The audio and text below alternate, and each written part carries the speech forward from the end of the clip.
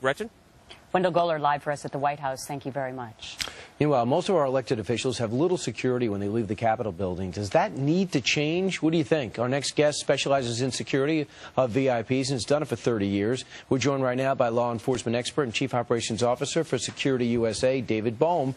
He's been here doing this for 3 decades. David, your take on this open-air event, it's essentially meet your congresswoman type atmosphere. Does that have to go? Well, I don't think it has to go, the types of events, but there has to be a minimum base of security at these locations. At this particular incident, there was no security. And had there been some type... Zero right? Security. Had there been some type of security, someone who's able to watch people coming and going, this could have possibly been prevented or at least minimized as far as casualties and injuries. With that security personnel there, had she hired somebody, would they have been armed? Absolutely. Okay, so because remember that situation about a month ago where it was in a city council meeting and the gentleman started fighting and the security guard there basically stopped it from becoming a huge disaster. So what you're saying is that could have happened here. Correct, and that's a perfect example. Had there been a law enforcement officer there, even the local authorities for the event, this could have been prevented or at least minimized. Also, there should have been a zone of safety for the Congresswoman, where as people are approaching, they can't all approach at one time. At this location at the store, you have different avenues of access points and people coming in from all different directions. Yeah. When you have a professional watching someone, they're not there to partake in the event. They're there to watch the people as they're approaching and coming toward the clients. Right. And that's how they can protect them. Well, they're the representatives of the people, and they want, I get where, in fact, she had tweeted, as Brian mentioned a moment ago, just minutes before she was actually shot, come down to the Safeway and see me for the Congress on Your Corner event, and there's a picture of her right there.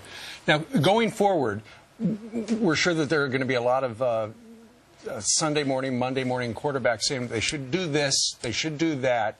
We know that the security inside Congress is fantastic. It's got to change outside. That will be where they assess, right? That's correct. It has to change outside. We go about our daily lives. We go to movie theaters. We go to concerts.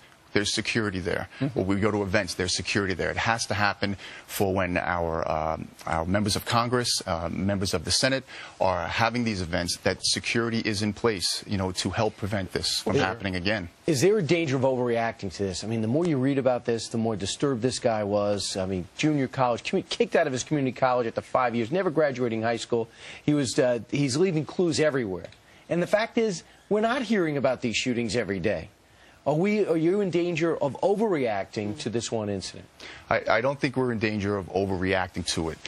If there can be any good that comes from this horrible tragedy, is that people will move forward and look to what needs to be in place for all of our congressmen and women and senators. Yeah. I actually had the opposite reaction after this. I thought, my goodness, I feel so fortunate this doesn't happen every day, because without security, I mean, I don't know. You know, it made me really, really nervous. But let me ask you this about cost, because we're in a society now where we're talking about trying to cut back on spending for members of Congress and for our nation in general. So how much would it cost to provide security for a member of Congress?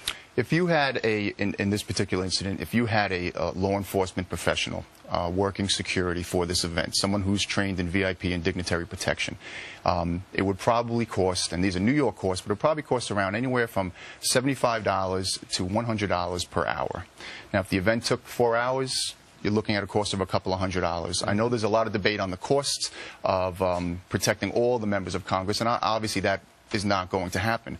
But when you have these events that are open and in the public, you have to have this minimum security, not only for our members, our politicians, but also for the staff and the people who are coming to these events. And, you know, the thing is, too, her office was ransacked in March of 2010, and there have been some threats before. And it was a very contentious election going in, so there might have been some red flags. Absolutely. Those were 2 red flags that really should have been taken into consideration. And had there been a security professional assigned to her that would have been able to let her know, you've had these 2 incidents, you should take some precautions to protect yourself, protect your staff members and your people.